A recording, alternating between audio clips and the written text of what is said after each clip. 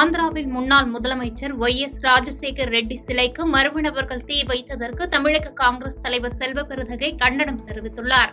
சென்னை சத்தியமூர்த்தி பவனில் செய்தியாளர்களை சந்தித்த செல்வ பெருந்தகை, தமிழக மக்களுக்கு அண்ணாமலை விசுவாசமாக இல்லாமல் காவிரி பிரச்சனையில் கர்நாடகாவுக்கு ஆதரவாக செயல்படுவதாக குற்றம் சாட்டினார். 129 ஆண்டுகால பாரம்பரியமிக்க கட்சி காங்கிரஸ் என்றும் அதை அசைத்து பார்ப்பது எவராலும் முடியாது என்றும் தெரிவித்தார். மேலும் மகாத்மா காந்தி பிறந்தநாள் அன்று நடைப்பயணத்தை தொடங்க இருப்பதாகவும், இந்த நடைப்பயணமானது ஸ்ரீபெரும்புதூரில் உள்ள ராஜீவ்காந்தியின் நினைவிடத்தில் இருந்து தொடங்க திட்டமிட்டுள்ளதாகவும் தெரிவித்தார். வீட்டுக்கு போனா வீட்டுக்கு போவோம், சிறைக்கு போனா சிறைக்கு போவோம், எல்லாத்துக்கும் தயாரா இருக்க அண்ணாமலை. எங்களால மிரட்டி பார்க்காதீங்க. காங்கிரஸ்காரர் பரங்கி தலையன்னு சொல்ற பிரிட்டிஷ்காரரையே விரட்டி அடித்தவர்கள் மூதாதியர்கள். காங்கிரஸை போய் நீங்க அசைக்கு பார்க்க முடியாது. 129 ஆண்டு காலம் பாரம்பரியம் உள்ள கட்சி காங்கிரஸ் பேரியக்கம். நேற்று முளைத்த காளான் கிடையாது. எங்க தலைவர்கள் யாரும் மன்னிப்பு கடிதம் எழுதி கொடுத்தது கிடையாது. பிரிட்டிஷ்காரன் காலில் மண்டிட்டது கிடையாது. ஆகையால் தான் சொல்றேன், தைரியமா வாங்க. நீங்க பல முறை கூப்பிட்டு இருக்க, வரமாட்டேன்றீங்களா? வாதிப்போம் வாங்க. 10 ஆண்டு ஆட்சிகளை பத்தி சொல்லுங்க. நாங்க 3 ஆண்டு ஆட்சி தமிழ்நாட்டை பத்தி சொல்றோம். எங்களுடைய 10 ஆண்டு ஆட்சி டெல்லியில் நடந்தத ஒன்றிய அரசு அதை பத்தி சொல்றோம். உன் வரலாற சொல்லு, இந்து மகாசபை வரலாற. கள்ளக்குறிச்சி விவகாரத்தில் வெளிப்படைத்தன்மையோடு திமுக அரசு செயல்பட வேண்டும் என்று தமிழ் மாநில காங்கிரஸ் கட்சியின் தலைவர் GK வாசன் தெரிவித்துள்ளார்.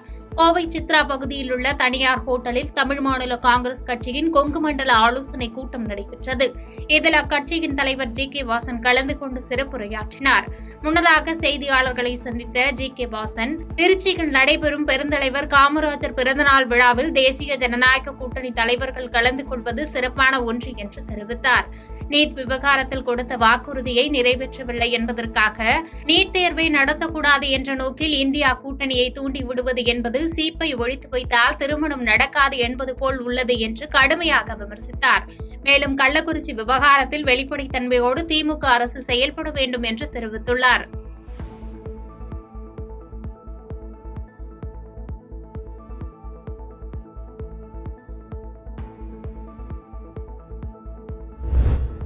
பொதுமக்கள் அச்சமில்லாமல் வாழ்வதற்காக மத்திய அரசு புதிய குற்றவியல் சட்டங்களை கொண்டு வந்துள்ளதாக புதுச்சேரி முதலமைச்சர் ரங்கசாமி தெரிவித்துள்ளார். புதுச்சேரி அரசு சார்பில் மத்திய அரசு அமல்படுத்தியுள்ள 3 குற்றவியல் சட்டங்கள் குறித்த கையேடு வெளியீட்டு விழா கதிர்காமம் மருத்துவக் கல்லூரியில் நடைபெற்றது. நிகழ்ச்சியில் முதலமைச்சர் ரங்கசாமி, உள்துறை அமைச்சர் நமச்சிவாயம், சட்டத்துறை அமைச்சர் லட்சுமி நாராயணன், தலைமை செயலாளர், காவல்துறை உயர் அதிகாரிகள் ஆகியோர் கலந்து கொண்டு கையேடு புத்தகத்தை வெளியிட்டனர். தொடர்ந்து நிகழ்ச்சியில் பேசிய முதலமைச்சர் ரங்கசாமி, புதிய தொழில்நுட்பங்கள் மூலம் பாதிக்கப்படுபவர்களுக்கு விரைந்து நீதி கிடைக்க வேண்டும் என்றும், பொதுமக்கள் அச்சமில்லாமல் வாழ்வதற்காக மத்திய அரசு இதுபோன்ற சட்டங்களை மத்திய அரசு கொண்டுள்ளது என்று தெரிவித்தார். தொடர்ந்து பேசிய அவர், புதுச்சேரியில் சட்டம் ஒழுங்கு சிறப்பாக இருக்க வேண்டும் என்றும், சுற்றுலா பயணிகள் அச்சமின்றி செல்வதற்கான வாய்ப்பை காவல்துறை உருவாக்க வேண்டும் எனவும் அவர் அறிவுறுத்தினார்.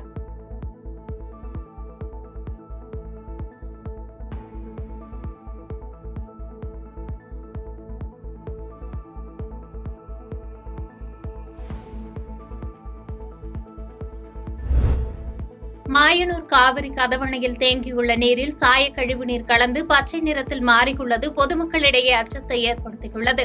கரூர், திருச்சி உள்ளிட்ட டெல்டா மாவட்டங்களிலிருந்து தென் மாவட்டங்களான திண்டுக்கல், புதுக்கோட்டை, மதுரை, ராமநாதபுரம் வரை ராட்சச குழாய்கள் மூலமாக குடிநீருக்காக காவிரி நீரை கொண்டு செல்கின்றனர். இந்நிலையில் கடந்த சில தினங்களுக்கு முன்பு பெய்த மழையை பயன்படுத்தி சாயக்கழிவு ஆலைகளின் கழிவுகளை காவிரி ஆற்றில் திறந்துவிட்டதால் தண்ணீர் மாசடைந்து சாக்கடை போல் உள்ளது.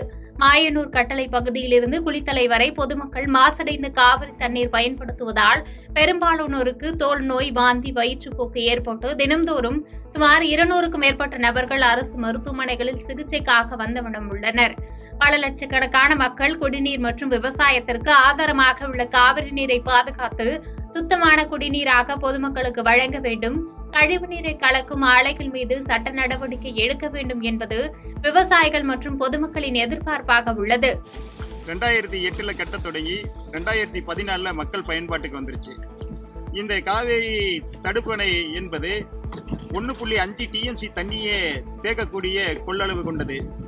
இப்போ 15 தினங்களுக்கு பெய்த பருவமழை இல்லாத காரணத்தால் சமீபத்தில் பெய்த மழையினால அதிகப்படியான தண்ணி இப்போ நம்ம 1/2 TMCக்கு மேலே தண்ணி நம்ம தேக்கி வச்சிருக்கோம். இது பல மாவட்டங்களுக்கு தென் மாவட்டங்களுக்கு குடிநீர் ஆதாரமா இங்கிருந்து இதுக்கு பின்னால பாத்தீங்கன்னா பல ஜம்புகள் தெரியும். அது மூலியமா திண்டுக்கல் மாவட்டம், வடார்காடு மாவட்டம் அதே மாதிரி குடிதண்ணீருக்கு பயன்படுத்துறாங்க. இந்த குடிதண்ணீருக்கு பயன்படுத்துற இந்த தண்ணி பாத்தீங்கன்னா 15 தினமா பச்சை கலர்ல இருக்குது. ஓமலூர் அரசு மருத்துவமனையில் கடந்த ஒரு மாதமாக மின்விசிறிகள் இயங்காததால் பலரும் தங்களது வீடுகளில் இருந்து டேபிள் ஃபேனை கொண்டு வந்து பயன்படுத்தும் நிலைக்கு தள்ளப்பட்டுள்ளனர். சேலம் மாவட்டம் ஓமலூரில் செயல்பட்டு வரும் அரசு பொது மருத்துவமனையில் 100க்கும் மேற்பட்ட கிராமங்களைச் சேர்ந்த மக்கள் சிகிச்சை பெற்று செல்கின்றனர். இந்த நிலையில் கடந்த ஒரு மாதமாக மருத்துவமனையின் பிரசவ வார்டு, குழந்தைகள் வார்டில் மின்விசிறிகள் இயங்கவில்லை என்று கூறப்படுகிறது. மேலும் ஒரு சில மின்விசிறிகள் குறைந்த வேகத்தில் சுற்றுகிறது. இதனால் பலரும் சொந்தமாக டேபிள் ஃபேனை கொண்டு வந்து பயன்படுத்தி வருகின்றனர். அதேபோன்று பெண்கள் வார்டில் பெரும்பாலான மின்விசிறிகள் வரிசையாக இயங்காமல் உள்ளது.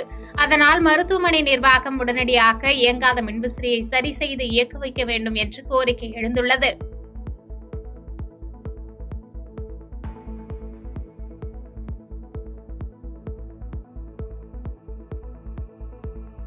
பாதகம் செய்பவரை கண்டால் நாம் பயங்கொள்ளலாகாது பாப்பா.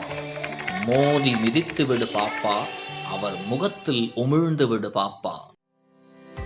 அண்மை செய்திகளை உடனுக்குடன் தெரிந்து கொள்ள இணைந்திருங்கள் இயம்நாடு தொலைக்காட்சியுடன்.